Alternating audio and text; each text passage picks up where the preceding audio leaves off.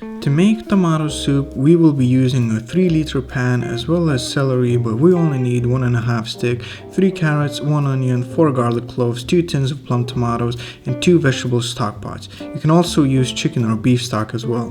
We will start by peeling carrots, then chopping them as well as celery. Peel your onion and chop it into half-moon shapes. Crush your garlic, this makes it very easy to peel it. Once that's done, chop it like so.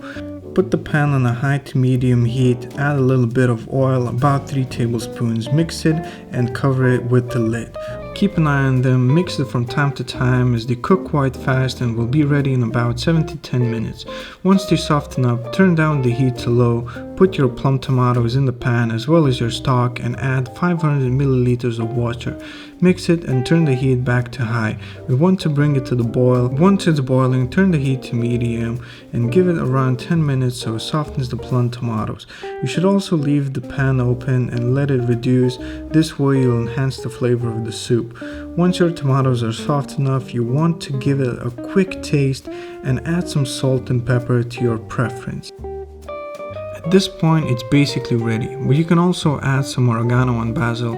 I will be using around a teaspoon of dry oregano and basil. Once that's done, blend the soup and serve it. I would also recommend adding a little bit of parmesan on top. Trust me, it's delicious. Thank you for watching. If you enjoyed the video, don't hesitate to like and subscribe.